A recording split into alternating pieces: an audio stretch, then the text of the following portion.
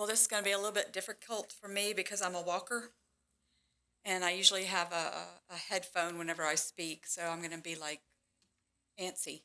Uh, I'm one of those, I was the student that was always the one you had to, like the little chickens, you had to come behind and tell her to move along because I would be looking at the butterflies or whatever. I never sat still.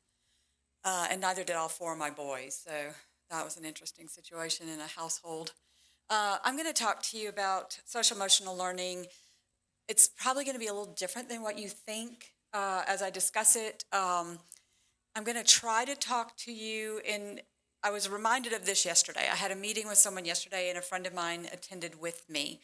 And so we had this conversation, and then she said to me, you need to be sure you define things because you've been doing this a whole long time, and we don't know all of that stuff that you're saying.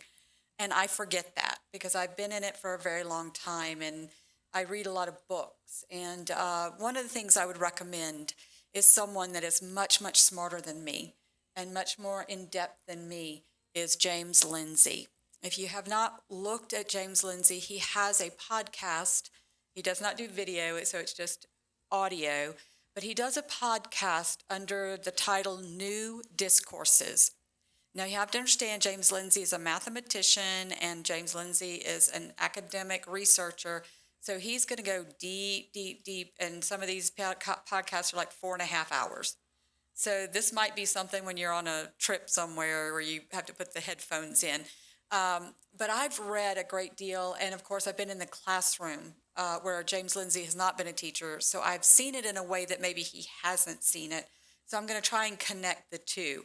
The philosophical stuff that James Lindsay brings up, and then I'm going to bring up how does it look when it hits the classroom, which is something that he may not have a lot of. He'll talk about it in philosophical terms, but I'm going to actually show you what it looks like out of a textbook. And so one of the things I tell people is that what you're looking at in education today is what's called psychological-based education versus knowledge-based education. That's why I'm a big fan of classical education. Classical liberal education is based on Western civilizations, the pillars of Western civilization, this idea of equality, not equity, the idea of neutral principles of constitutional law, the things that our founding fathers set forth in the Constitution. Whenever I went to school, I saw some of this psychological. I remember being in class and being asked to read the I'm Okay, You're Okay book. That was a psychology-based book, even in the 1970s. A lot of it really ramped up in the 1960s. I'm going to go back to the early 1900s and talk to you about that. So one of the things that you need to understand is in really understand you're in a battle. And the battleground is a worldview battle. And you have essentially two worldviews going on right now. You have the progressive worldview and you have the Judeo-Christian worldview or the Western civilization worldview. Because when you look at the way in which our country was developed, it was developed on Judeo-Christian values. Now, not everybody was Christian, but you had this core set of principles that informed the founding fathers when they developed that Constitution. Are the founding fathers perfect? No, and neither are we. But there was an aspiration towards doing things right. They looked at what happened and I heard somebody the other day say the French Revolution, and I went, which one? Because there were multiple French revolutions. They didn't do it right multiple times.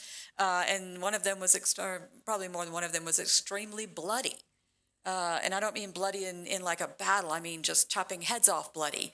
And so you have this idea in the progressive model, always seems to be this idea of a utopia. If we do it this way, the world will be perfect. That utopian idea that we can't get to utopia because you people are in the way. And if we get you out of the way, then we'll have utopia. And we'll sing Kumbaya and everybody will go home and it'll be great. The other thing is it's collectivist.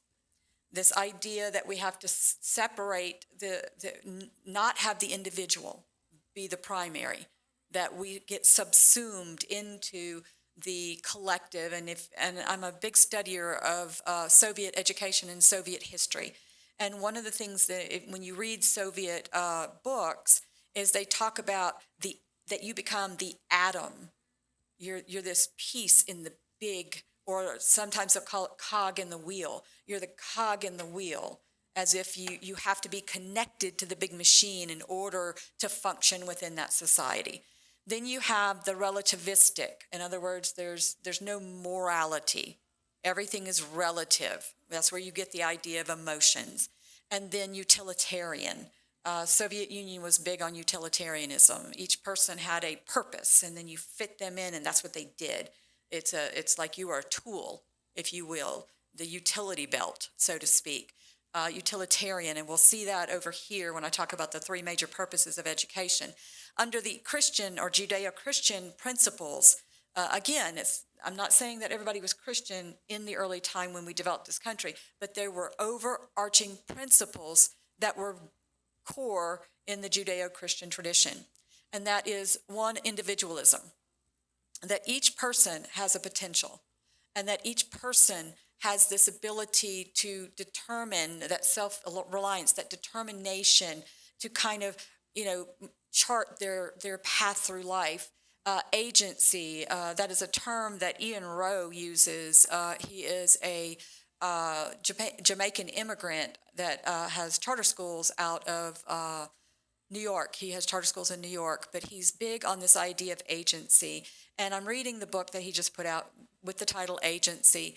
It's this idea that we do have individualism, but we don't have that individualism that says I'm going to go live on top of a mountain and never talk to anybody, and that I'm just going to claw my way through life.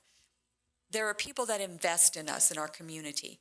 So he talks about not collectivism, but community, and how that community helps us be better individuals, and that we become good people who then go into the community and help those other people reach their potentials.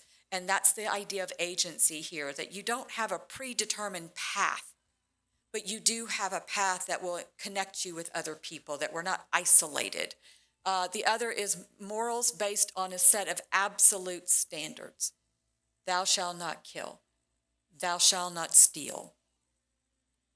Those are the basics of pretty much if you go into any community across the world, generally they are like, we don't kill each other and we don't steal each other's stuff. It's like a universal principle. And I'm going to show you how even that universal principle comes up against the postmodern, who says there is no absolute standard of morality. It is relativistic. So the three purposes of education fall into those worldviews. So you have the worldview of social engineering, and that's what you see on steroids right now, especially in the schools, but you see it in business, and you see it in community, you see it in medicine, you see it in psychiatry, this idea of social engineering. Somebody asked me, how can you explain why all these big businesses are supporting Common Core? You know how many people fought up against Common Core? Well, it's the second one here. It's workforce development. It will be the schools that pay for the training instead of the businesses. And this is why you had Republicans that you're like, you're Republican. How are you supporting this? It's because of that workforce development. And I'm just going to be honest with you, and I'm going to say some things that, I don't agree with everybody. Even AJ and I don't know what, we talk a lot and we don't agree on everything. There's nothing in the world that says we have to agree on every single thing. That would be robotic. We can have differences. And the thing about the workforce development is you're setting up, like the Soviet model, this cog in the wheel. You're saying that I am going to commodify somebody because I want to place them into this national economic engine, if you will, or the state economic engine. I can tell you that in Louisiana, because I moved here in 2019, but a lot of what got me involved in Tennessee, because I had no intention of getting back involved when I moved here, until I saw that Tennessee was adopting all the stuff that we had already adopted in Louisiana, and I was running around going, Mayday, you don't want to do this. You don't want to do this. We did this in Louisiana, and now we have the lowest ACT scores in 17 plus years. We have decline in reading skills. We have decline in this and decline in that. And we always in Louisiana used to joke that thank goodness for Mississippi, because we were always at the bottom, but sometimes they were below us. And we would joke about that. And it's sad, but we used to joke about that in Louisiana. And then you have the well-educated citizen. That's the model that Thomas Jefferson and George Washington and Thomas Paine and those founding fathers believed in, this idea that you needed a well-educated citizenry, one who could logically engage with the government, with a representative government. Did we always do it, perfectly? No, but the pathway was prepared in that manner, that we would have a well-educated citizenry. I can tell you right now, I'm running for school board in Wilson County. And as of this day, the early voting started on Friday. And as of yesterday evening, the voter turnout was 2%. That's the voter turnout so far. I can only hope that maybe they're going to do it more next week, and then election day will have a burgeoning. But you need to think about what that means. If we end up, now I can tell you in the primary, which was in May, our total for the county was 13.8, I think, percent turnout. That means that 80% plus stayed home. That means you have a very small amount of people making all the rules. And if this country does not, and we're one of the lowest countries in the world for voter turnout, by the way, in the world. You have countries where they are just scratching to be able to vote. And they go to the polls because they know how precious that is. And then we have right now in our county 2% turnout. And again, I can only hope it's because it's the first week. Tomorrow, it's been 1 week, and it's going to be interesting to see. So just very quickly, what is the worldviews defined? The social engineering worldview, basically, this is where I'm going to get into John Dewey, this idea that the schools are not places where we're going to pass along the traditions of our country, where we're going to pass along the culture of our country, where we're going to pass along the knowledge of Western civilization, but instead we're going to use the school as tools for social and political change. We're going to engineer them. We're going to collect data on our students, and I worked in data. I worked in the data department of the United States Department of Education. I was awarded an internship. It was a very short research project, so I wasn't there for years. I was there long enough to hear them talking about the rules and regulations. That's another thing you need to pay attention to. For example, Title IX. They take and they manipulate rules and regulations and literally rewrite legislation and rewrite laws through the changing of those rules and regulations. They put it into the Federal Register and nobody comments on it. And they're like, oh, see, everybody likes it. Well, back in 2011, 2009, it was the first year of the Obama administration. Mr. Arne Duncan was the Secretary of Education, and during his time there, they rewrote the rules and regulations of the FERPA law. The FERPA law is the law that protects family privacy in student data. So what ended up happening was they changed definitions. One of the things you need to watch out for is definitions. When somebody slings a definition at you, you go, or a word at you, say, I want you to define that. Because one of the things you're going to hear now is anti-racism. And so when you hear the word anti-racism, when I think about anti-racism, I think about Martin Luther King. I think about fighting against racism. I think about civil rights. When they say anti-racism today is a very different, and that's so they'll go, what, you're not an anti-racist? Do you play? Because here's your definition. Their definition is based in critical theory. It's a very different definition. So you've got to ask people when they start throwing these terms at you, give me the definition that you're going by so that we know that we're on the same page. Okay? And so here, they're going to access your children's attitudes, their values, and their beliefs with the purpose of conditioning responses and inculcating this proper worldview. This comes out of Dewey in the early 1900s. The workforce development, your child becomes a commodity in the economic engine. And then, of course, I just talked about the well-educated citizen, the idea that he's an individual with potential and the ability to work with his community. But he's well-educated. He's not basing his mind on emotions.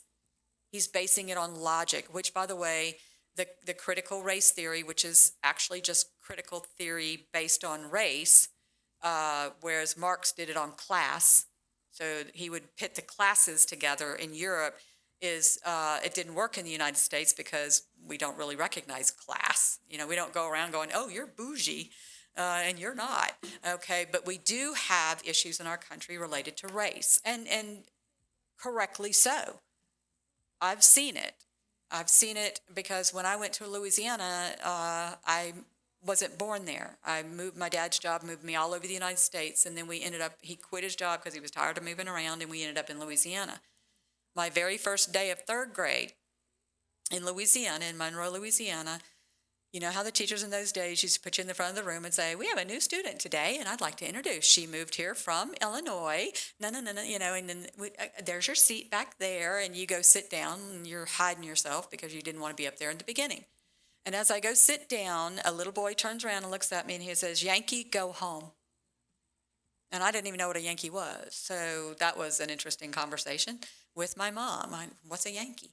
And so there is racism, and to ignore that is to put your head in the sand. And I would not want anyone not to address the individual racism, but to say that we are systemically broken, that we are not aspiring to make things better, a more perfect union, where we see problems. In fact, if you go back and you look at Thomas Sowell and the way he does the history, he talks about the fact that the United States is probably the only state in the world that solved the slavery problem the way that we did, which is to fight one another in a war so we could end slavery. We are always looking at what we're doing and then trying to aspire to be better people. And to say that we're systemically broken is to tell children that they're broken, that they're living in a broken world, and then we wonder why they have anxiety and fear and worry about things. And so here it's personal responsibility, self-reliance with an aim to be responsive to community needs, which is agency. And this model is necessary and for us and our republic, for a self-directed republic. Now, in the early 1900s, John Dewey, who was a big fan of Soviet education, actually went over to the Soviet Union, came back and went, woo, love that education system. He was a socialist, and he was one of the writers of the Humanist Manifesto. And so he has, these are he's the father of American education, or, he's given that title, if you will. And so here are some things about him. Number one, he was hostile to religion. He was hostile to traditions, and he was hostile to this idea that we had inherent values.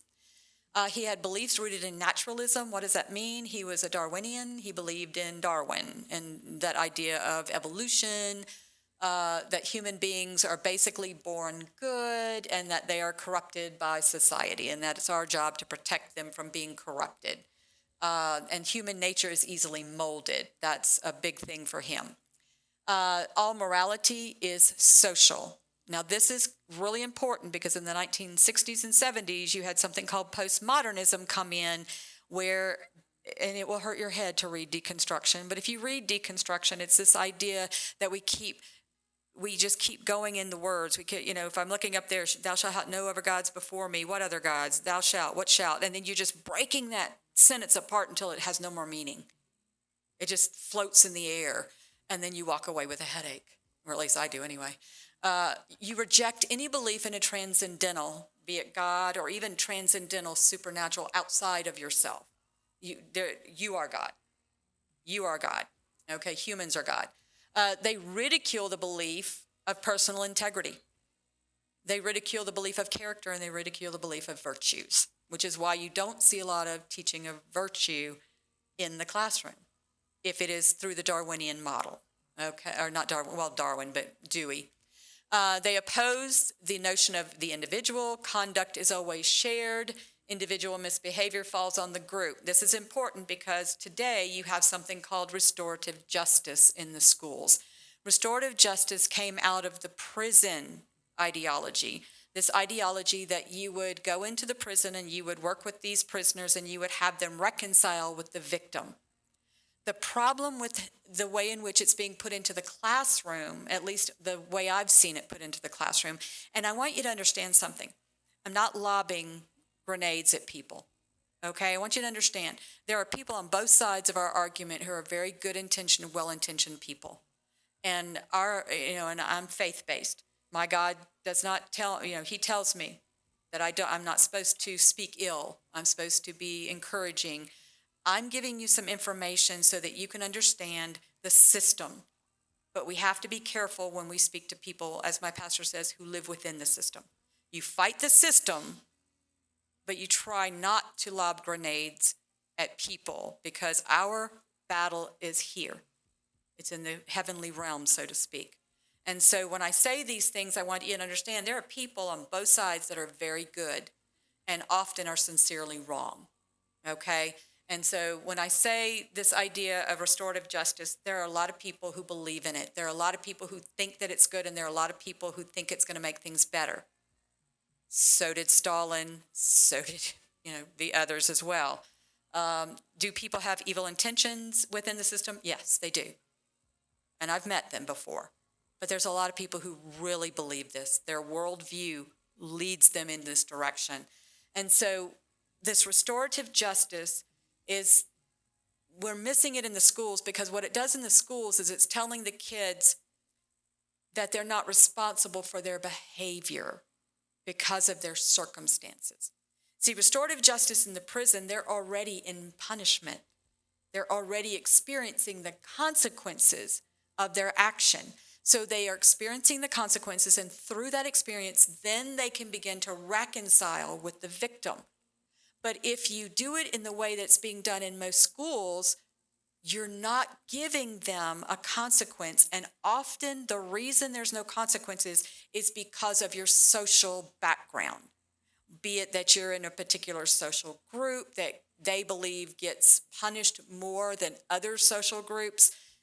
Then you have children, and this is what I'm seeing in my district with teachers who are leaving in droves. One school lost 20 teachers in 1 year. They're not coming back. And they will tell you, almost every one of them will tell you, it's the discipline, that the kids can get up, they can do whatever they want to, because these restorative justice, these restorative practices are being put into the schools. The other thing, and this is coming from Dewey, this idea, we can't do that to little Johnny because he's had a bad life. Well, AJ can tell you, as she listened to me all the way over here, my life hasn't been a bed of roses either. But if you were not to discipline me, the one thing my parents did do for me is give me a sense of discipline. And it was that discipline that allowed me to move out of the poverty, to move out of the difficulties, to move out of my own stupid decisions into a better path. But if you coddle me over here, then I'm going to become like some of the people in my family who are in their 40s and who are still living with mom, or who have been in and out of jail 5 times, okay, or are dead, which a number of my family members are because of bad decisions. And so this idea that we, until we understand their conditions, they can't be punished, we got to be very careful with that. As I did in Louisiana when we worked in our Christian school, discipline with grace. You don't have to be all or nothing. Discipline with grace. Education was the path to social and economic revolution. I have that highlighted because what you'll see a lot is the word revolution. And you have to understand something. If you read Soviet history, you read Mikhail Heller's book, Cogs in the Wheel, The Formation of Soviet Man. Literally, it talks about revolution is never ending. In other words, when you get here, you still got to be a revolutionary. And so it's a never-ending thing, because here's the problem. You got to be grateful. You got to be happy to have a good society. A revolutionary is never those things. Because if he's happy, then the revolution's over. You see, you got to keep going. You got to keep going. And so the use of schools was used to solve social and political problems. How's that working out? How long have we been doing that? Have we solved anything? Or have things gotten worse? Okay. And so now this is Dewey. This is straight out of his book. The great task of the school is to counteract the word transform. Be aware of that word, especially if you're listening to educators. Transformational, transform. This is all Marxian language. and transform those domestic and neighborhood tendencies. What are those? The church and the home. The home is often the obstacle to proper socialization. And by the way, that is also a sentiment you can find in the United Nations 2020 agenda, the 2030 agenda. You can hear them literally repeat that the home is where we're having problems. We need to get them out of the home. We need to separate them from the home so that we can get them to do what we want them to do. Some of the philosophies, this is a big one here because you'll see it in schools. Notice schools don't read Plato anymore. They don't read Aristotle anymore. They don't read St. Augustine anymore. They don't read the old philosophers anymore because Dewey says you must destroy the old before you can reconstruct the new. And if you go look at your curriculum, let's say your child comes home, I would venture to say that I would be right to say that most of it is modern, that you will have almost no readings that are old.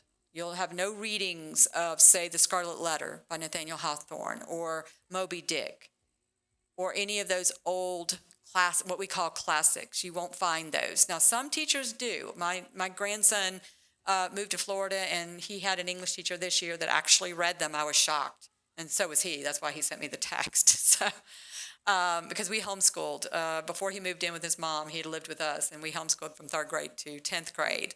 And so he was like surprised that they were reading classical books.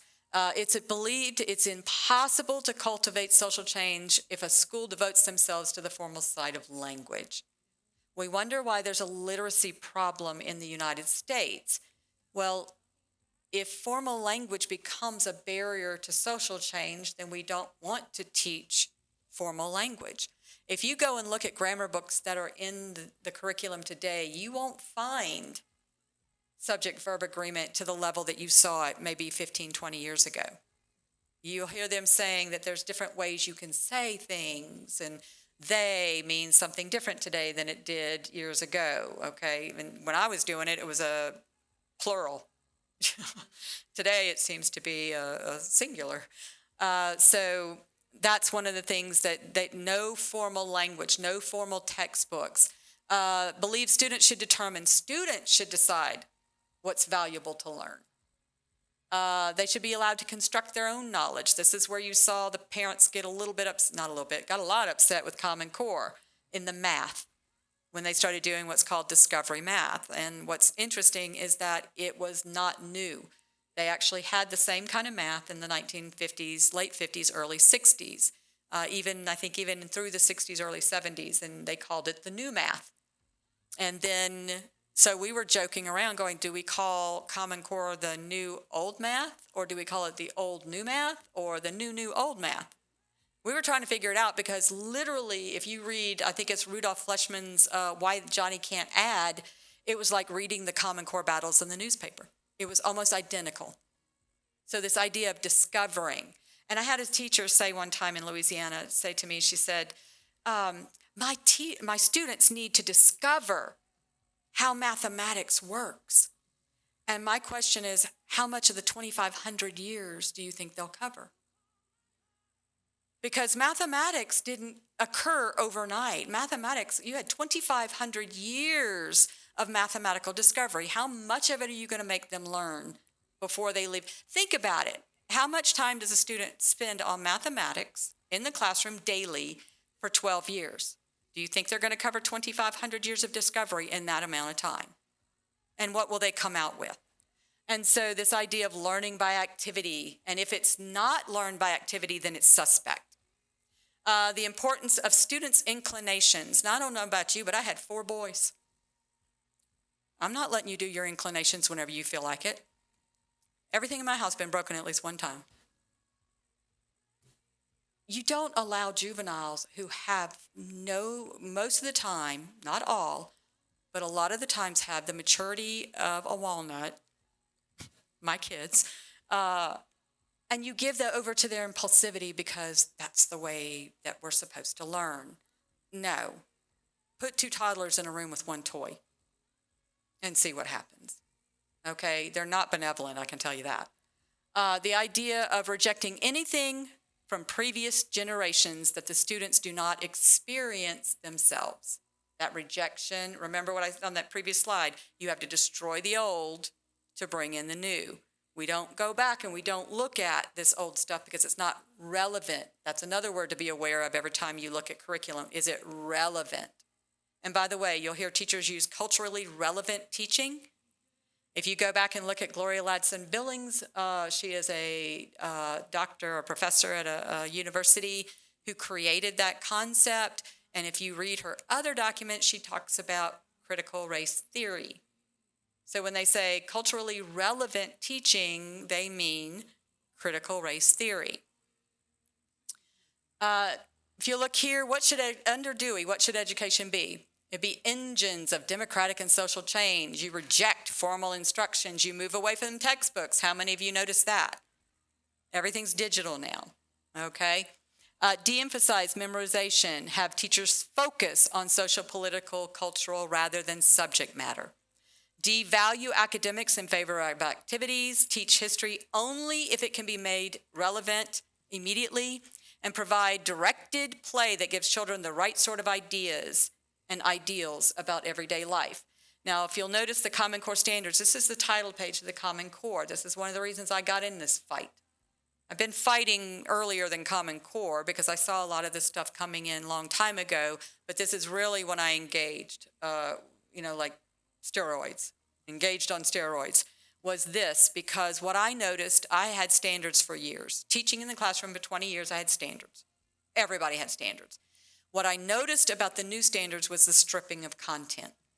If you strip the content out and you leave only the skills, then you can bring in whatever textbooks and whatever curriculum, like curricular content material that you want to bring in, because you've stripped out.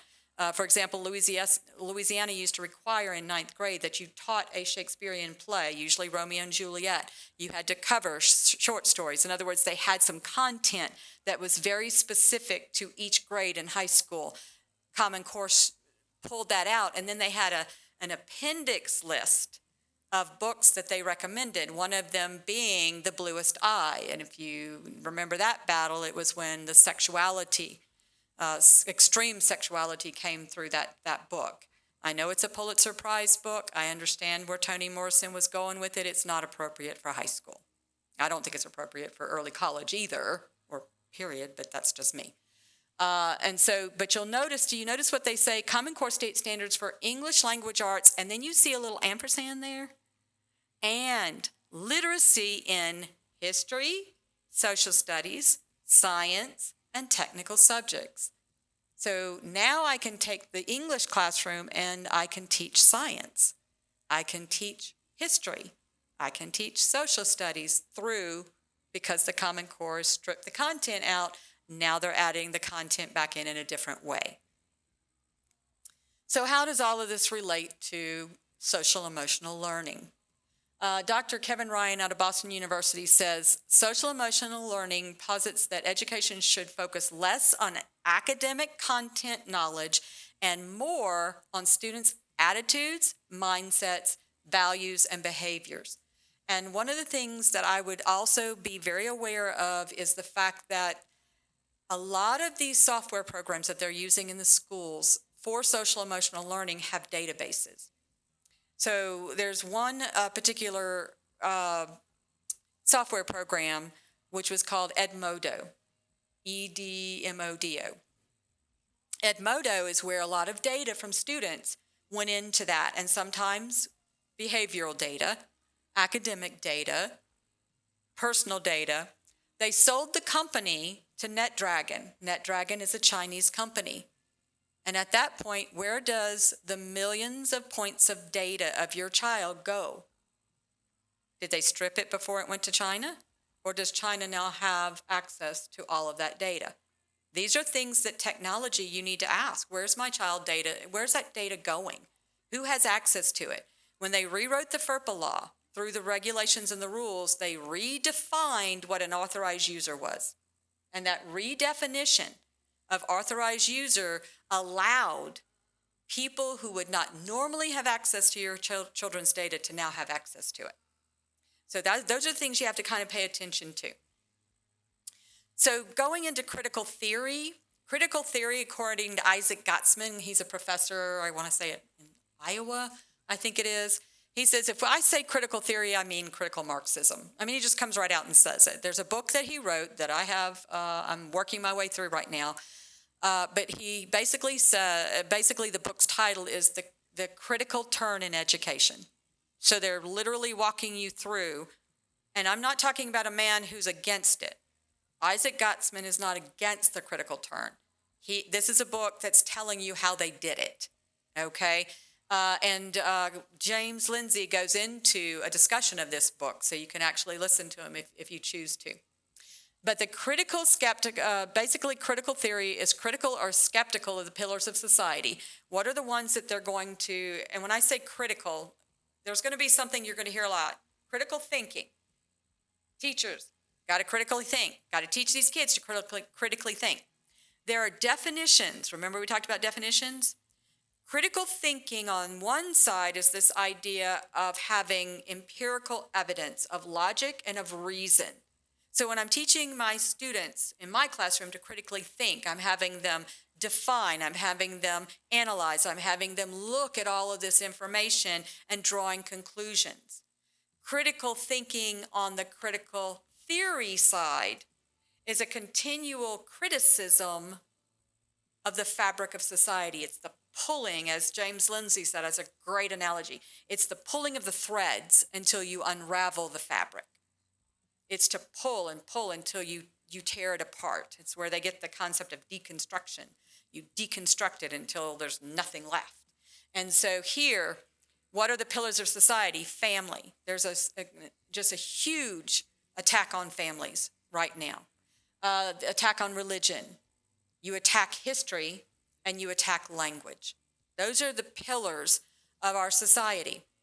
And then you'll hear this a lot in the literature, raising critical consciousness. There's that word critical again. If you raise critical consciousness, what are you raising it to? What does that mean? And basically it means the process of developing a critical awareness. Criticize, criticize, criticize, criticize, criticize. Think about what that means for a young person. Think about what that means for a second or third or fourth grader. To continually engage in criticizing, continually engage in criticizing something. Where's the joy? Where's the fun? Where's the happiness? Okay? It's awareness of one's social reality through reflection and action. Those two words are extremely important in Ferreri's model. Action is fundamental. AJ brought this up, that they're trying to teach children to be activists. There's actually lesson plans that I have seen where they engage the students in going outside the school and being involved in activist activities. And I can promise you, 99.999999% is not conservative. Just saying. So what are some of the languages you'll hear? Deconstruct, dismantle. How many of you have heard that? Dismantle. Tear down, burn down. You'll hear these words. That's revolutionary language. So here's Ferreri in critical theory. And why? And again, this is going to come back to social emotional learning. I'm giving you some philosophical basis because I'm going to show you how they use this and incorporate this concept of social emotional learning to further these concepts here. And so there's that critical thinking I talked about. Focus on student experiences. You'll hear this in the news a lot, lived experience. Be aware of hearing that when you hear, that's my lived experience. That's moral relativism. That's my truth. You can't tell me what's true because that's my truth. That's my lived experience. And because you haven't lived my life, then you can't tell me what is true or not true. Okay, that's that student experiences. We don't have teachers that lecture. We don't have teachers that make you memorize. But we replace it with dialogue and reflection. And I'm going to show you how they do that. Now, I had lots of classroom discussions in my class, but I did not predetermine which direction they went into. If we were reading the Scarlet Letter, I would ask an open-ended question, and then we would have a discussion. I would not lead them in a direction. And I'm going to show you how that's done. Make the students aware of the world around them. I don't think that's a bad idea, except in the way in which it's done. How many of you would be all excited if you heard that your school was teaching the United States Constitution? Well, Louisiana had a lesson plan up on its education website, and the title of that lesson plan, because everybody goes, yeah, teaching the United States Constitution. Always ask how, because the title of that unit, the title of that lesson plan was, Is the Constitution Just? So right off the bat, there is this little leading you, because if you say, is it just, there's two answers. Which one are you leaning towards? You see, there's a leading question, if you will. And if you were in a court of law, somebody would go, you're leading the witness. Curriculum based on dialogue. You blur the lines between teacher and student. This is where you hear them say, we don't need sages on the stage, we need guides on the side. We hear that in education all the time. We don't need you to be up there lecturing to these students. You need to be a facilitator on the side. And that is blurring the authoritarian line.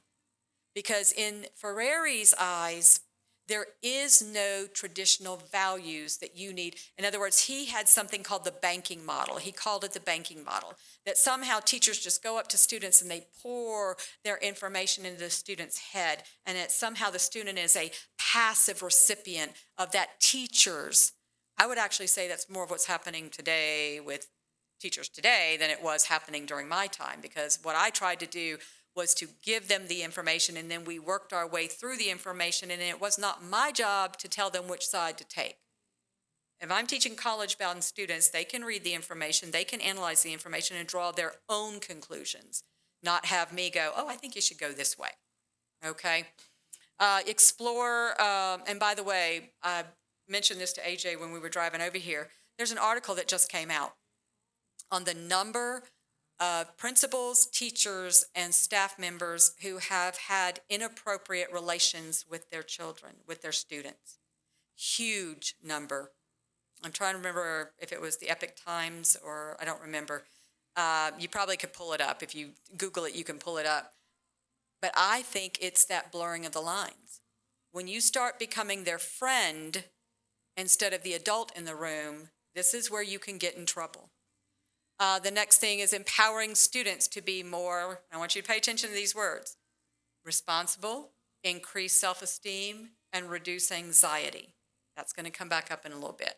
Develop self-awareness, respect, and cooperation. That sounds good, doesn't it? Okay. So whenever they tell you, and I've had this happen a lot, we're not teaching critical race theory in our schools. We're not doing it. Y'all are a bunch of liars. Y'all are just trying to stir people up. You're creating a boogeyman. Any of y'all heard that? We're not teaching critical race theory. And they're right, they're not. They're not pulling up Ibram X. Kendi's book and reading out of it. They're not pulling up D'Angelo or Delgado or any of those others, but they are doing what's called critical pedagogy. Now, Paulo Freire was an admitted, self-admitted Marxist. If you read his book, Pedagogy, and pedagogy just means method of teaching, the way in which you teach something. He says it in his book. He uses revolutionary language throughout that book. That is one of the #1 books in teachers' colleges across the nation today. If you go to Vanderbilt University, you will find Pedagogy of the Oppressed. If you go to Knoxville, you will find the Pedagogy of the Oppressed. Most teacher colleges will utilize John Dewey's work and Paulo Freire's work. So, just saying, it's their words, okay? So one of the things that his model is based, and technically, are we teaching it? Maybe not, but you're doing it. So it's different. Pedagogy or praxis, think of the word praxis as practicing, like you're practicing. Okay. That, when they say praxis, it means how they practice what they're doing. So what Freire, his methodology, he uses something called generative concepts or approach. Literacy is not based on language skills such as phonics, because that would bore the children and they would have low engagement. So we don't want to engage in the ABCs. We don't want to engage in phonics. We don't want to look at sentences like see, Jane run, the basils and things like that. We must use concepts that are relevant to students' lives or their lived experience. We must make them culturally relevant. Again, not a bad idea. There were things that I would bring to my students' attention when I was teaching, if I were trying to teach a concept. So I had a lot of boys in some of my classes, and they used to go to shop, and they were working on an engine. So when I talked about when I talked about literature, I might relate it to the engine of a vehicle. So that I might say that these literary elements like simile and metaphor are the parts to the story, like the carburetor is a part to the engine. And they all have these. So that's not what we're talking about here. What we're talking about here is this idea of societal relativism is what he's talking, making it relative to what's going on in society, not necessarily this idea of hitting them in the independent or the individual way. And so one of the things he does is he does this thing called codification. It's a way of gathering information to build a picture. And this is critical, and this is something that you can take when you leave here and you go look at the curriculum of your children or your grandchildren. You'll be able to see this, okay? You're going to create a picture around real situations and real people. You want to know what Common Core did? It reduced the amount of literature that you read and replaced it with informational text. Like 50% in the elementary school and like 70% in the high school would move away from literature and move towards informational text, okay, around real situations and peoples. Decodification is a process. Now they codify it, then they decodify it. It's a process where we begin to identify the aspects of the situation. Now we begin to look at the little pieces of it, and we begin to put words with those little pieces that we're examining. And then we go on and we determine words. We have a topic is chosen. They focus upon generally highly charged emotional topics. You'll see that in a lot, like she talked about in the Amplify and CKLA. By the way, Savas that she put up there, that's the renaming of the company Pearson. Pearson had a real bad taste in everybody's mouth, so they just changed the name of the company. And if you don't know that, you've got Pearson again. Dialogic, using discussions around the words. Focusing on students' feelings. Y'all see where social emotional learning is beginning to creep in across.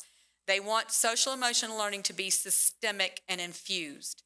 We don't teach social emotional learning as a separate curriculum. We infuse it throughout the day, not just in the curriculum, but through the entire system. They talk about that. Okay? And then we focus on their attitudes, beliefs, and values, like she talked about with the illegal immigration, making them sympathetic to something they don't have a lot of knowledge of. But we charge their emotions up, and they feel bad. They don't understand the totality of it. They don't have the history, the context, the background.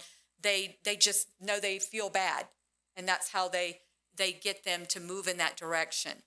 And then problem-posing approach. We look at problems in our own community to improve lives. I saw a textbook back when the Common Core battle was going on where they had students identify a problem and then had them write a letter to their parents demanding that they fix that problem. First grade. Still not reading well yet, but we're gonna do activism work. So what does that generative process look like? What does it look like? This is a picture from the Wit and Wisdom curriculum. And so if you'll look at this, one of the things they'll do is they'll put this in front of the student, and they will have the student examine this picture in great detail. So what you notice, and this is out of Starry Messenger, and it's about Galileo. Now you would think that the focus would be on Galileo's discoveries, and we'll talk about discoveries and what he discovered, and we would talk about stars because that's what he discovered, all these different things. But if you'll notice, he is standing by himself. You see all these weird animals kind of circling him here, and then you see the cardinals surrounding him here. So the first thing that Ferrari does is he gives them an image of a situation, and he has them examine that image. And then they start to look at that image in great detail. And it's hard to see this, and I'm going to, as soon as I get it kind of cleaned up, I'm going to send it to Ann so that you can look at it. But I'm going to walk away here and talk a little louder.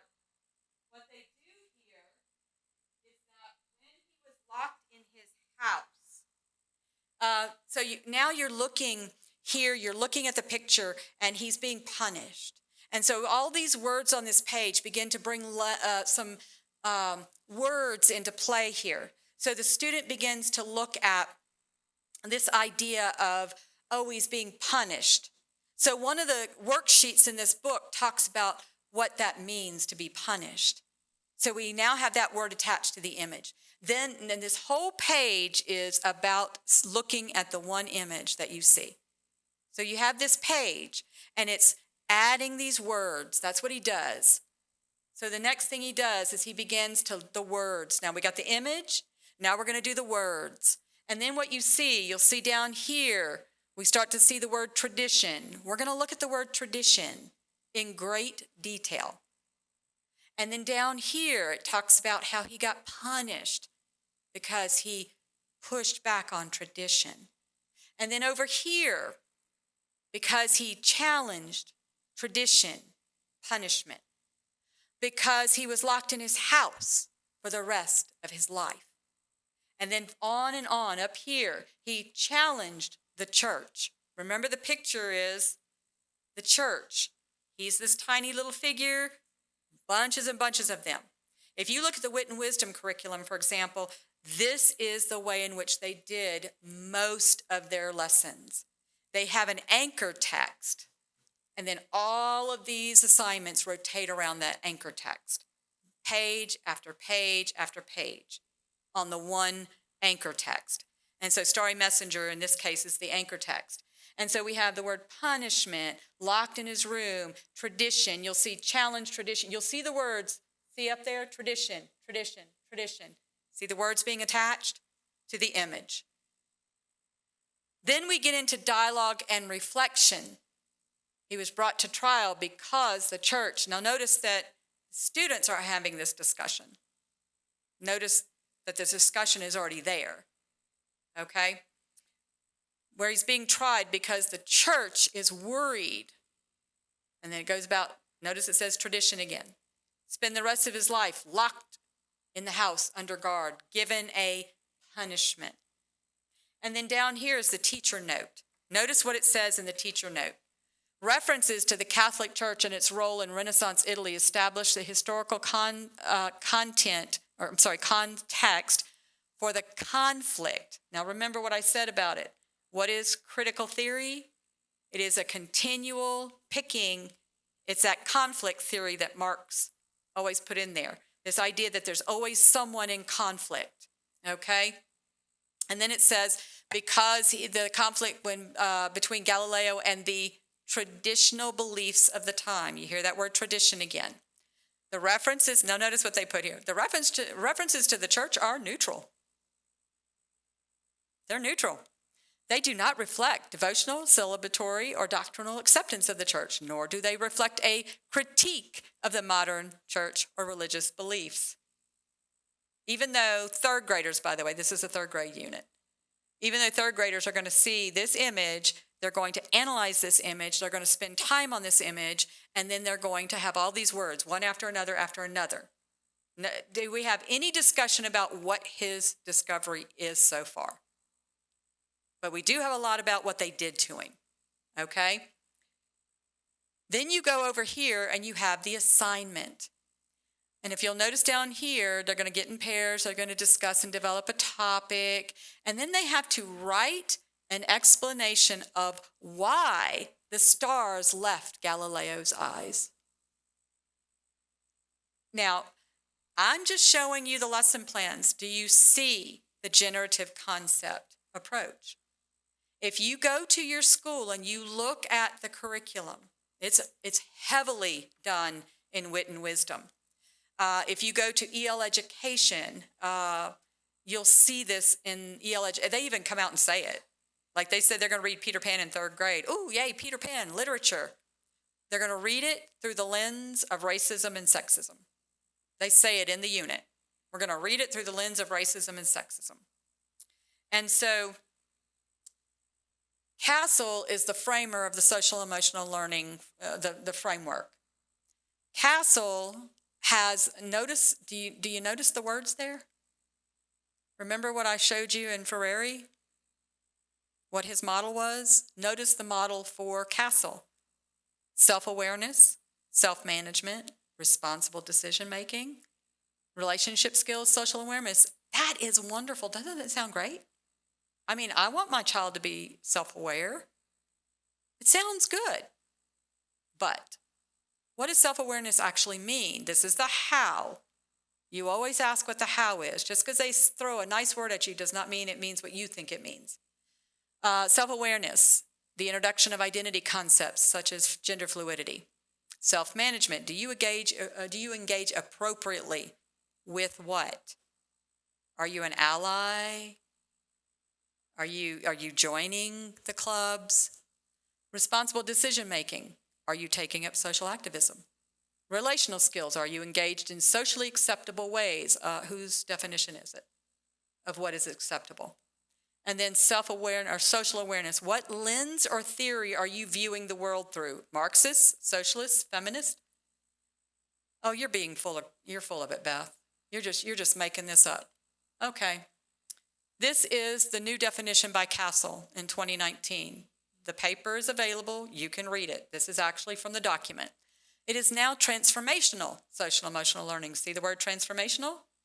That's critical race theory. That's critical theory. That's Marxism. And if you'll notice some of the things I've highlighted here, notice the critical consciousness, straight out of Ferrari's book, straight out of Marx's book. If you read any Marxist text, it talks about raising critical consciousness. And notice what it says. We want to, do you see the SPD there? It says SPD is short for social political development. Now, when we do social emotional learning in the transformational model, that model will include teaching your children social political development. Okay? And then what are they going to do? They're going to link that to self-awareness, self-management, social awareness, and relationship skills. And then if you look at the bottom, you'll see so that they realize liberation. What language is that? It's Marxist language. And if you read the document itself, it's pretty clear when you read it that this is what their purpose is. This is out of a textbook that my district in Louisiana adopted. Do you notice what they have up there as one of the titles? What is cultural criticism? And it goes into what that is. Now, it's hard to read here because it was a picture I took. But basically, you'll see the words dominant. You'll see the word oppressed, oppressor. You'll see marginalized communities. This is out of the textbook. I believe this was a senior year textbook. And the entire textbook, by the way, all of the units had the word perspective in it. This next one had the collective perspective. What do you know about collectivism? It's Marxist. So, and I don't even have to say it because out of the textbook, what do you see at the top there? Marxist criticism. What do you see underneath there? Feminist criticism. What's feminist criticism located in? Marxism. And then what are we going to do in the textbook? Are we going to read literature? Are we going to talk about classical literature? What are we doing? We're going to do psychiatry. And so we're going to look at Kohlberg's 6 stages of moral reasoning. Remember what I said, social emotional learning is going to be woven into the curriculum. It's not going to be separate, although they do have separate ones, and they're just as bad. But this idea is to have social emotional learning woven into the curriculum. This is why it's hard to pin them down, because you have to be able to look at it across the board. You have to kind of step back and see the big picture and see this for you to understand that it's woven throughout the curriculum. And only reason I can see it is because I've seen it for so long and across so many grades. I've seen the curricula across many grades, and because I know Ferrari, because I know Dewey, I can recognize the language that's being used: transformational, revolutionary, critical consciousness, all of that. Here, they actually do a survey. So they're going to have your children actually take the survey and determine which category of moral reasoning they fall into. What if they're wrong? What if when that child does that and they come down here and they say, I'm in this category, that the child misdiagnosed themselves? Now, I'm going to end with this. There's a article, it's really a white paper done by Pioneer Institute on social emotional learning. I'm going to get all this stuff to Anne. And basically within that document, it talks all about social emotional learning, about the research, how the research is not settled on it, even though they'll tell you that social emotional learning is necessary for kids to be better educated, to be more academic. And then when you read the research, it's like no significant increase in academics. But that's okay. We believe it's true, okay? But one of the things that they did in a class was they gave them a survey. And they had an organization come in and they gave this high school class a survey. They came back with the results of that survey and pulled a young lady out of the classroom and gave her 2 psychiatric diagnoses in the hall of the school. And the parents sued them over that. When a school begins to take on a clinical, not an academic, you got problems. And you need to say, no more. I want to go back to academics. If I manage to win this election, that's one of the main things that I'm going to focus on, is to move us back to true academics and to move away from psychological-based education. Because if you take this young lady and you pull her in the hallway and you give her 2 psychiatric diagnoses that were, number one, based on faulty evidence, and number 2, you have traumatized her, you have now caused harm when you shouldn't have caused harm. So I thank you for your time, and if you have any questions, I'll be glad to answer them. I know it's late, and I know this is a lot of information, so I'm greatly appreciative that you stayed. Thank you.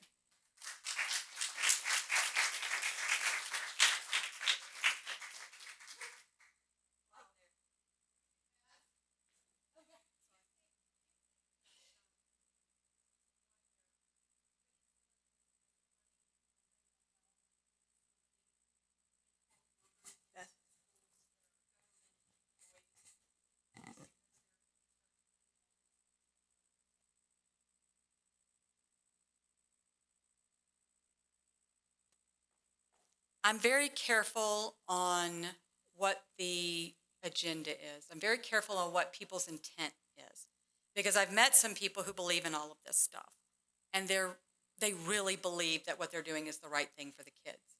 Do I think that there is a group of people out there who are going to utilize this doorway to move kids in a direction that would make them more susceptible to socialism and ultimately communism? Yes, I do, because they say it out loud in their books.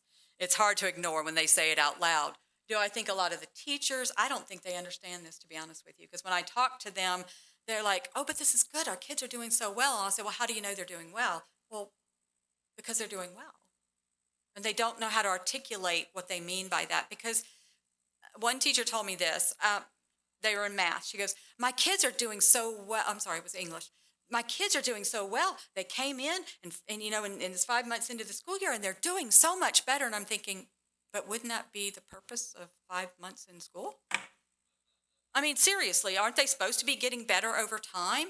That doesn't necessarily mean that it is directed towards Common Core, which is what the argument was, that Common Core was doing that. The question was, what part of Common Core were you doing? How much of it were you doing? In other words, we're slapping these things on there without analyzing exactly the cause. First of all, cause is very hard to determine.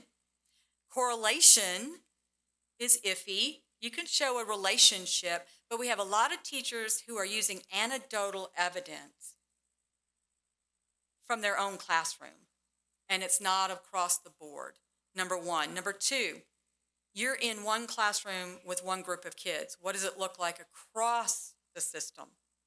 And right now in this state, and even in Louisiana, in multiple states, you have kids whose proficiency is at 30% or less in reading. So you have 60+% of the students, 70% of the students who are not reading at grade level. Well, then something isn't working. And we need to be honest enough to say, all right, let's look at what we're doing and be critical of our own self. We're critical about everybody else. Let's take a look at what we're doing. Is what we're doing working? And if it's not, quit spending money on it. Drop that program. Find another program that has research base that is working. And I'm going to give you an example. In the county that I'm in, they just had a school board meeting, $325,000 on a software lesson program. I gave the information to the parent because this particular program is based in critical race theory.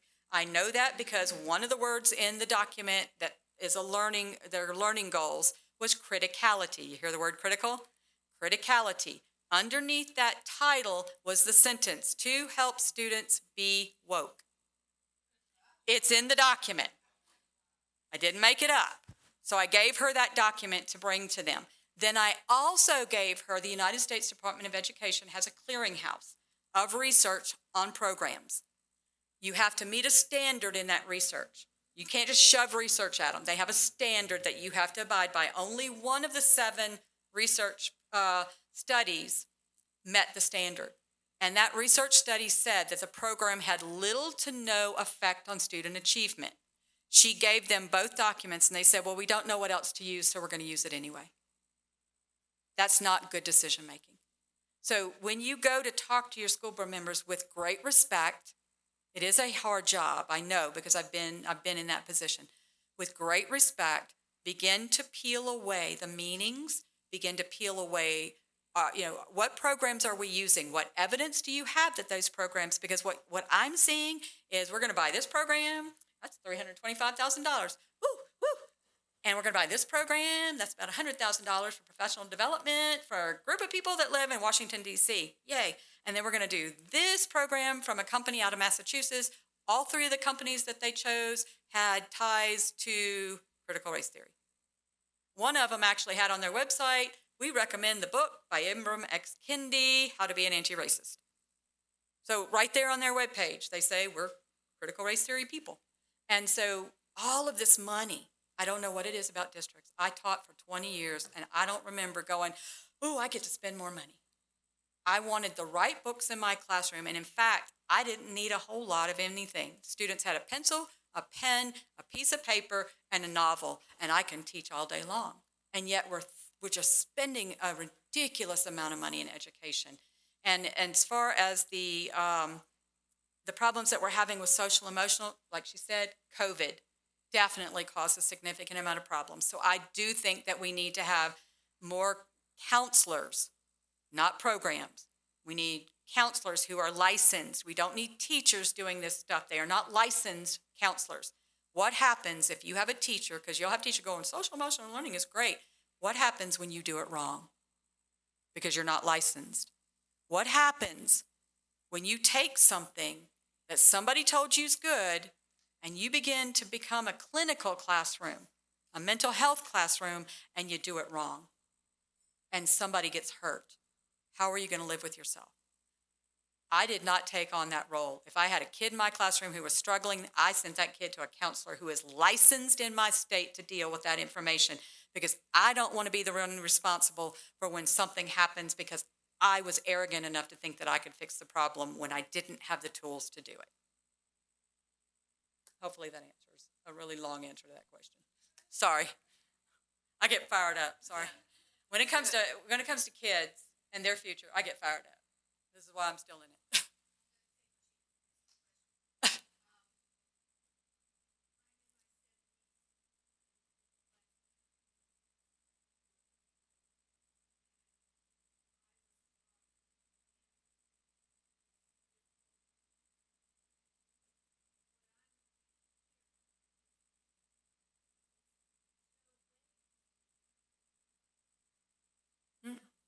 No.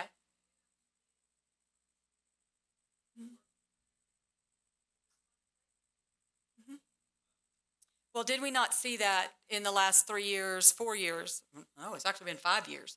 Have we not seen that with the safe spaces in college and the trigger warnings and the microaggressions and all of those things? We're already seeing that. In fact, there's a study that just came out that said that we have one of the most anxious and fearful generations ever. That study came out, and there's actually a book, The Coddling of the American Mind, where they're talking about, two university professors are talking about what they're seeing coming into their classroom. There's a university professor out of New Orleans who said that the students that are coming into his neuroscience class, he doesn't even know how they got into the medical school because their skill level is so low. I talked to a university admissions counselor, and he said in Louisiana that they're actually allowing students to come into the university with ACT scores in English of 14 and reading 16 into a university. Now, what's the university going to have to do? They're either going to have to provide remedial courses, but if they provide remedial courses, they're going to get dinged as not having students who are prepared. So what they do is they lower the standards of the coursework. I mean, it's very convoluted, and there's questions that need to be answered, and people, asked and then answered. And a lot of these legislators that we talk about, you bring this stuff to them, and they're just kind of like, well, I don't know how to. I had one in Louisiana tell me, I said, why did you vote for Common Core? I brought you this information. He goes, I know, but what else am I going to do? I got an answer. Say no. I mean, why is it so hard to engage and say no, or, you know what, we don't have enough information? And unfortunately, our kids are suffering for it. And that's what gets me fired up. Yes.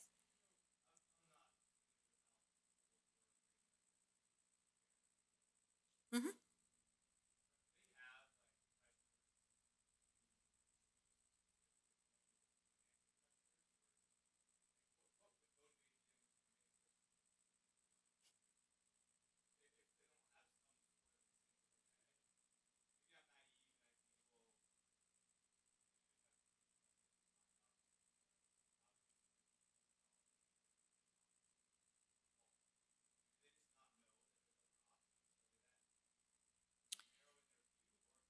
Yeah.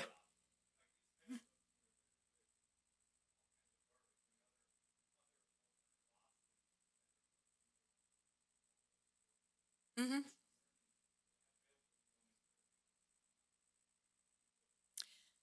Excellent question. Yes, they have a lot of pressure on them. Now, Louisiana, which is where a lot of my work was at, federal, state policy, and then local policy, our state was and is still a heavily centralized high at the state level since its inception. Tennessee had a little bit more leeway until some laws were passed. One of the things that happened here, and it happened in Louisiana. Remember, I told you I noticed it was coming in here. Your commissioner of education did a grant with the federal government called the Comprehensive State Literacy Development Grant. That, and a lot of states did it, including Louisiana.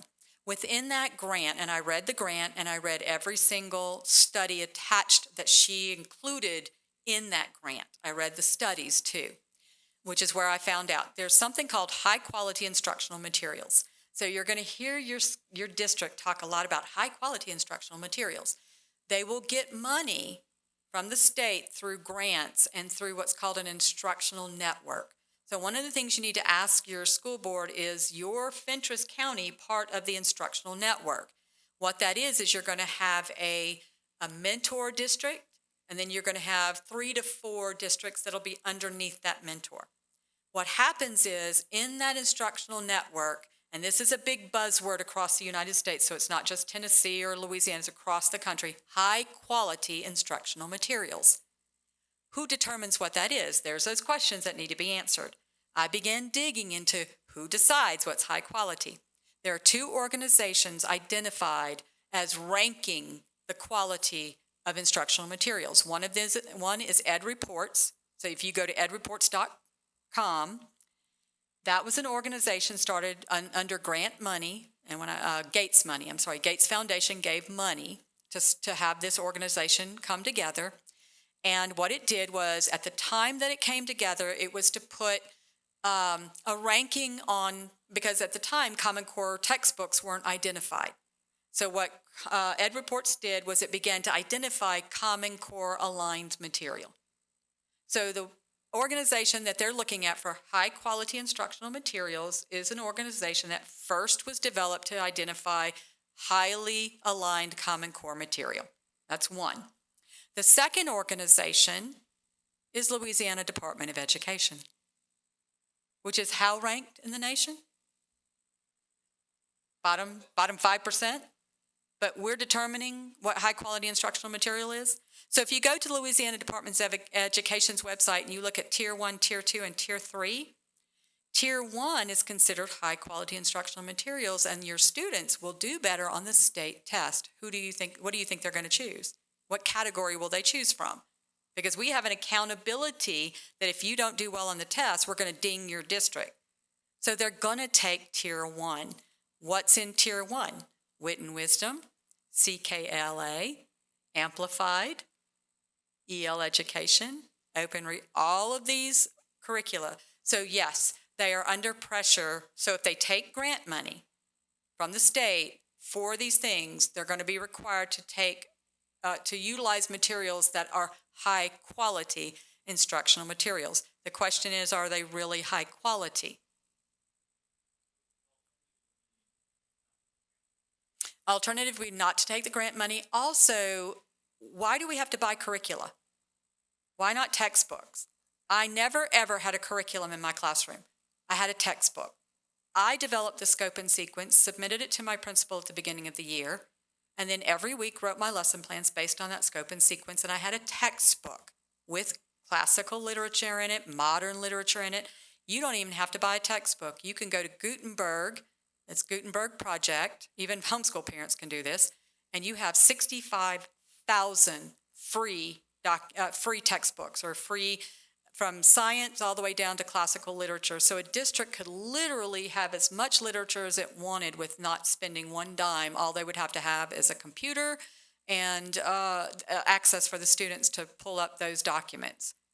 I mean, we have ways to do it, but we keep buying. And I did something called a progressive pipeline presentation that is on, I'll make sure I don't know, do you have that link? Where I show you how the money is kind of convoluted, but show you how they're putting this into the schools by using the money trail. And also the relationship between all the people. For example, Miss Penny Schwinn happened to be a colleague of the guy that ran the Louisiana education system. She was under the leadership program when he was over Chief for Change. So am I surprised by her decision making? No, because she's following the same playbook. So I'll give her that link so that you can, if you want to go watch that video as well. And there's a big chart in the middle showing you the spider web of all the connections to the money. Yes, ma'am.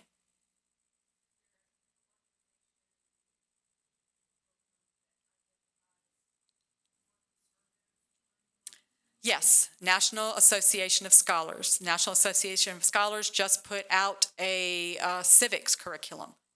You have the 1776 project. That is, they just did, I think, also history. You have Dr. Sandra Stotsky put out a framework for ELA. Dr. Stotsky was part of the group that brought Massachusetts up almost to #1 in the nation back in the 1990s, developing their curricula, and not curricula, but their standards and frameworks. There are alternatives, but you have to be willing to do the work. You have to be willing as a teacher. I had no problem developing my own scope and sequence because I believed in what I was doing. I believed, and I also had a degree. You know, you had me go to school. Why are you giving me a curriculum that I have to? There's literally curriculum right now that teachers have to read where it says teacher says, and they have to say this, and then they wait for a response, and then this is what you say. There's literally teachers that have been told by their principals that they are to follow and not to deviate whatsoever. And if you do, then you get dinged for it. So you have to be willing to step back and evaluate what you're doing. And is it working?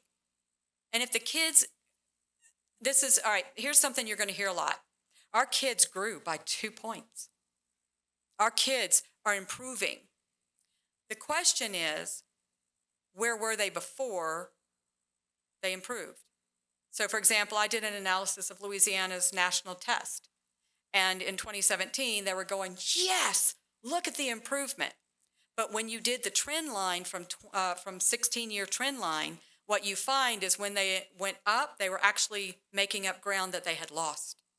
So it wasn't a true improvement. It'd be kind of like me going, in 10 years, I lost 2 pounds. And I made up, I lost what I had, here's my baseline. I gained 5 pounds, but I lost 2 pounds. You see, it's a numbers game. And I will also tell you that there's a manipulation of data, at least in Louisiana. Be aware that it could happen here. Am I saying it is happening here? No, because I don't have the data. But in Louisiana, for example, we had a man sue the department 6 times to get the data. And on the 6th time, the judge said, I'm going to hold you in contempt if you don't give that up, because she got tired of it coming to court. When he got the data and he did all of his analysis on the data for 3rd grade through 8th grade test, the yearly test, found that in, for example, 3rd grade English language arts test, students only had to get 22 questions out of 66 to pass because they set the cut score there. And what happens is when they do that raw score to scale score, you get some 550. Parents don't know what 550 is, but they know that they got a label of they passed. To get mastery, to get the label of mastery, they only had to get 29 questions out of 66 correct. And to me, that's not mastery, okay? That's a manipulation of data. That is not to say that Tennessee is doing that. Be clear, I'm not saying that. I don't have the data, but you have to look at that stuff. So when they start rah-rahing a 2-point increase, but you're still below 40%, you need to look at what you're doing. Why are they not improving more than that? And by the way, learning loss was not just occurring in COVID. If you're focusing on this stuff, if you're focusing on social emotional learning and you're focusing on psychological, you're not focusing on knowledge-based. And I agree with James Lindsay 100%, you're misallocating money. And that misallocation of money takes away from their ability to be well educated. Anybody else?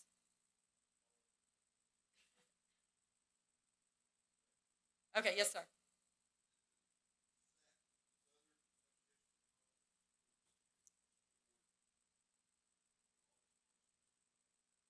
Mm-hmm.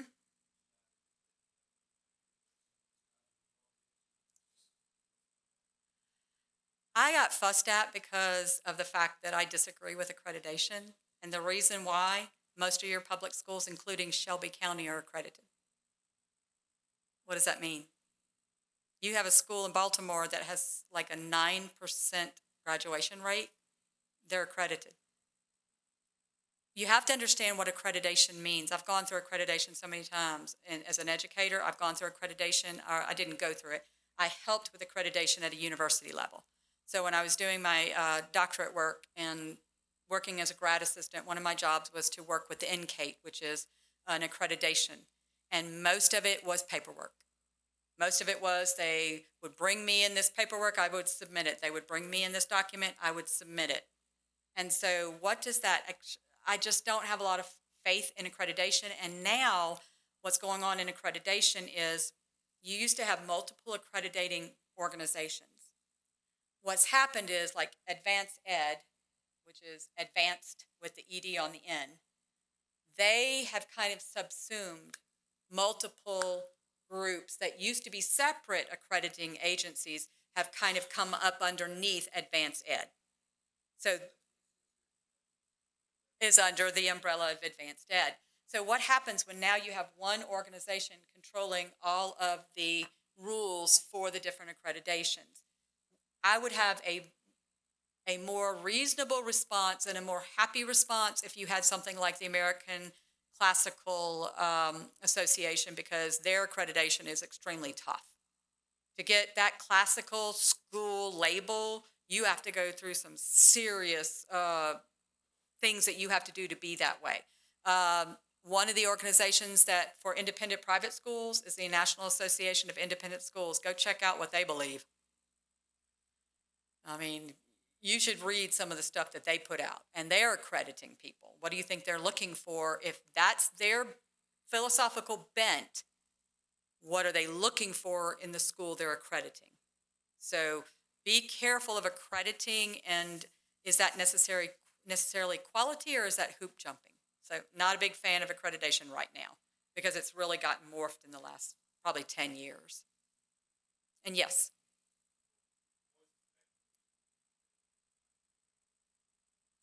well, first of all, you can't, your sports are connected to your accreditation. So, for example, the school that I helped build, consulted with, pastor did most of the work. I was just a consultant, and then I worked as a superintendent. He wanted accreditation because in the future he wanted sports to be part of the school. So, if you have the NCAA, if you want to be able to play for university, you have to have graduated from an accredited school. So there's all kinds of rules in sports as well. So there's lots of ways in which you're kind of pulled into this stuff. Um, why that's connected, I have no idea, other than maybe they just want to make sure that that university student, when they come in to play sports, has an education. So I don't know. I don't know why it's connected. I haven't looked into NCAA why they're doing it, but I suspect it's because they want to make sure that the kids that are coming up to play sports actually have an education.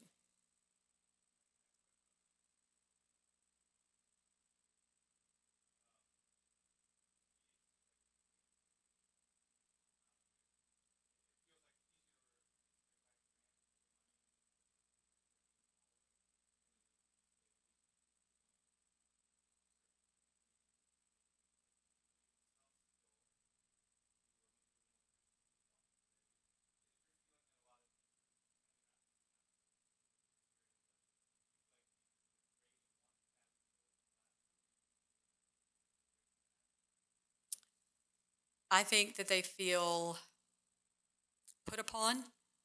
I think that they are being blamed for societal ills that they have nothing to do with, and they're being expected to solve them. And when they don't solve them, they get dinged. And then when the kids don't do well, because now they're having to do 50 million things, I can tell you right now that your state does similar to what Louisiana does.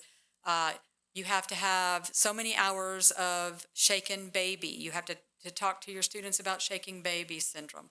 You have to talk to your students about STDs. You have to talk to your students about this. You have to talk, in other words, Louisiana, there was a list so long it took almost 2 pages of the extra stuff that teachers had to pull into their classroom. So now you're taking away from instructional time. Then you add to it to pep rallies. Then you add to it whenever the kids are not behaving and they get called to the gym and get yelled at for 30 minutes. I don't know if y'all do that, but we had that problem. And they yell at them for 30 minutes about the dress code or whatever. Every time you remove them from the classroom, you remove them from that instructional time. So you cannot be surprised if the kids are beginning. I can tell you right now, we never, when I went to school, of course I'm old, all right, I'm almost 60, so my time in high school was in the 70s. We almost never got called out of our classrooms. It was just not done. You stayed in your classroom, and I think you had in high school a couple of pep rallies during the year, homecoming and the big game. You didn't have a pep rally for every single game. You had big games, pep rallies, and you didn't lose that instructional time. You also have the testing issue where teachers are being dinged for their tests. And so they're hyper vigilant on making sure those kids take that test and they do well on it. I lost in all of the testing and all of the pre stuff they made me do, and I didn't do test prep. I refused to do test prep. I figured if I educated them well, they would do well on the test.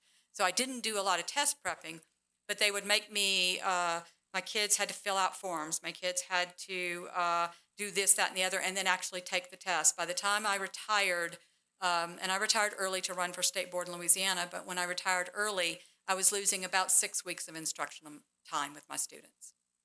That's almost 2 months of instructional time. And if you think about August through May, that's a lot of time lost. And then you add all the other stuff in that happens at the school, you lose a great deal of time. So that's a big issue as well. And I think teachers are tired. And yes, I think they want the ability to. I had a teacher crying, and I get a lot of teachers from Louisiana, and now I'm starting to get teachers from here since I've been here a little bit for 3 years. But the teachers, they still contact me, and they're crying. Now, this is not as bad as it was when the Common Core was really being put into place.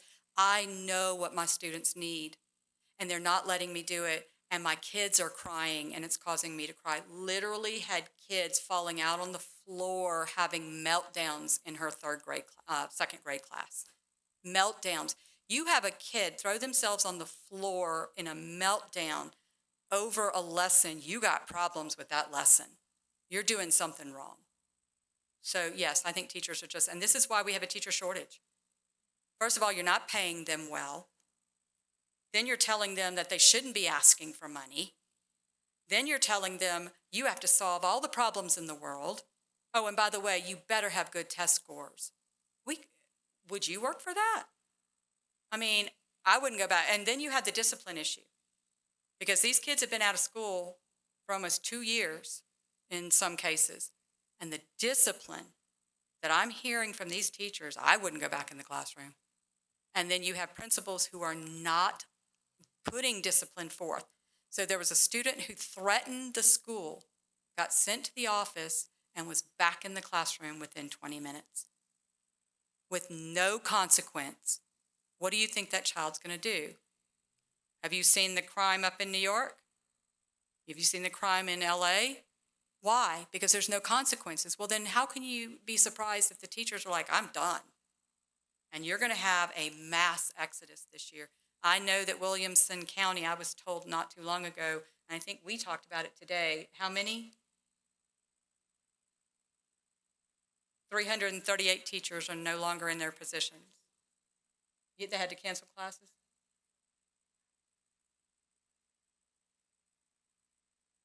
In my district that I used to teach in, every single year we had a waiting list of 500 teachers, a waiting list of 500 teachers.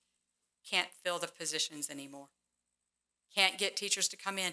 You had a great district where you had 500 teachers on a waiting list to get into your district, and now you can't get them to come into your district. There's a problem. And that's the problem. We won't admit there's a problem. We won't say, okay, we're doing something wrong. How about we step back and say, okay, what are we doing that's not right? And we're not. They're doubling down. They're doubling down. And a lot of it has to do with money. And I think a lot of it has to do with pride. Don't you tell me I'm doing my job badly. That's not what we're saying. We're saying there's a problem. Can we work together to fix the problem? But if you raise your back up and you stick your nose in the air and you get stiff-necked, you can't fix the problem. You just perpetuate it. Anybody else? Yes? It's okay. It's okay.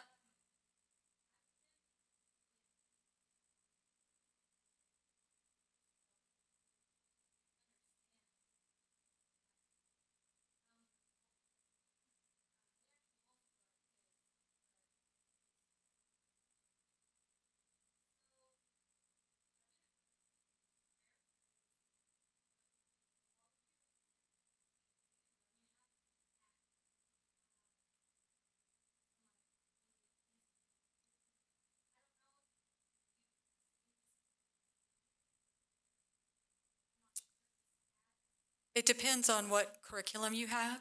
I think I would start, one of the first things you need to do is start talking to parents, because that's essentially how this started. They started seeing when the COVID hit and all of a sudden they're doing online. All of a sudden the parents are hearing their kids, teachers, and they come running in the room going, whoa, whoa, whoa, whoa, whoa, what are y'all doing? Wait, no. I had a lady tell me that she worked in the school. She did the sex ed in the schools, and the right way, not the wrong way. Okay. And she would walk down the hallways from the different classrooms. She said it appalled her what she heard coming out of the classrooms. So the question is, look at the curriculum, talk to parents whose children had to do online. What kind of things did they see? Now, you're going to have an engaged parent. If the parent's not paying attention, obviously you're not going to get information from them. Talk to the kids. I basically, when I retired, I did homeschool teaching. I had parents bring their children into my home, and I did English language arts high school, because they wanted a high school teacher. They didn't feel comfortable. And so they would bring their kids into the home, and the kids would talk to me. because they were on a swim team. And so they would go onto the swim team and they would talk to because they were reading, actually at that time, they were reading similar because the curriculum hadn't quite changed. And so they were reading Plato and, I'm sorry, the Odyssey. We read Homer's Odyssey. We read the whole entire book. They were only reading excerpts. So when the kids, because if you only read the excerpt, you're only getting a little piece of the concepts. And so my students were going in there and they were saying, da da da da, and the other kids were like, I have no idea what you're talking about. So, but if you have kids and they're interacting with public school kids, talk to them. A friend of mine went to a baseball game and she just engaged one of the kids while that was sitting there. It was a high school kid, just started talking to him. Here's another one. Look at the article in the Tennessee Conservative, the Tennessee Conservative. There is an op-ed by a high school junior, who tells you what's happening to him in his school. It's an excellent article. It gives you a view from a young person's point of view. But it's an op-ed and it's out today. You can read it today. And he goes into great depth of what's happened to him in that school, and it's not pretty. He's in a school where they are out and out teaching indoctrination of leftist ideals. And he's trying to fight against it, and they're just and he also complains that he's contacted the school board and they had absolutely almost no response to him whatsoever. And then, of course, you hear the words, I'm running because kids are first. I'm so sick of hearing that. It's for the kids. It's for the kids. It's for the kids. You hear that all the time. Don't you want this for the kids? Yes, I would like good education. I would like good virtue. Talk to me about what you're doing to meet those needs. Don't tell me it's for the kids, because I've heard that for about 31 years and getting kind of tired of hearing it, because I don't see it. I don't see it getting better. And I certainly don't see the academics getting better, which is a big deal for me. Yes, ma'am.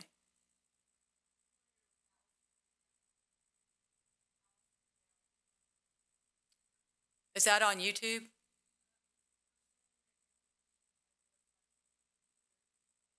Nope, don't know that one.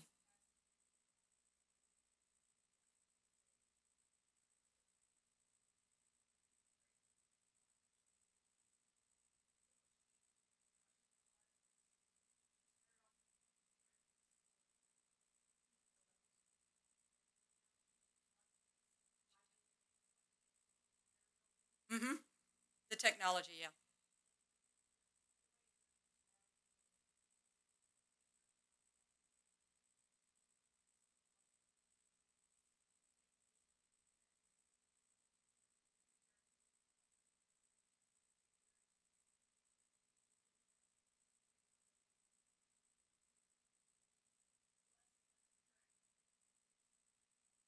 The transhuman agenda, yeah. Yeah, Right. it's a very difficult situation. It reminds me of a war. You know, the guys that are on the ground, they know what's going on. They can see it, they're living it, they're on the front lines, they're experiencing it, and they probably would do a good job of managing it. But what happens the further up you go, the further more removed they are from reality, and yet that's where the decisions are being made. Teachers are in a very terrible position, and it's very complex. And I appreciate your explanation. This last 15 minutes, I think, has been very clarifying also because of your experience. So, you know, we present it and we look at it, but there are other people that need to be making some better decisions. And I also, what I think about is the fact that I just went through a constitutional class, and I'm reminded that when our founders, who have developed the greatest nation in the world, we have the only reason we are alive and maintain, and other people in the world know this, is because of our Constitution. When they formed all this, the powers that be, the legals, the legalities, they were guilty of treason and death.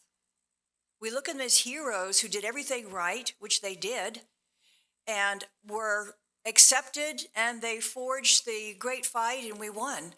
They were treasonous at that time. If they had been caught by anybody any of the British, they could have been executed immediately. So I guess that comes to mind because it takes somebody, it takes that one person that says no. Stop, stand back, take a look, let's reevaluate, have the guts to do it. And you know what? The troops will fall in line. They go, oh, yeah, we've been waiting for this. You know, I admire teachers. I've worked in the school system for about 13 years. And looking at the good ones are very good. They're inspirational. I believe it's a calling inside of them. There's something in them that gives them that special thing of relating and doing it. and they're actually being mistreated with these types of programs that are being thrust upon us. It's a terrible and scary thing. So we thank you. It's been a long evening, but it's a very deep subject, and it's very critical because it's affecting those that are going to be ruling us someday if they're capable. I don't even know if that's going to be possible from what we're seeing. And thank you for coming a great distance, over 2 hours, to bring this to us. Thank you so much. We appreciate that. And I hope that we have educators and parents that will take a look at this and ask questions. I know it's complicated and hard to do sometimes because you don't want to question authority, and yet we need to. Right. We do need to. That started in the 60s, question authority. And I used to tell this to the students. I'm not telling you to rebel. I didn't say rebel. I said question. It's hard to do because we're all trained to immediately obey that authority. We start with our parents, we go to our teachers, we go to the law, we go to our bosses, we go to our government, obey, obey, obey, but we need to question. Anyway, thank you for coming. It's good to see you, and hope to see you next time. We'll be doing some more town halls here over the next few months. Thank you.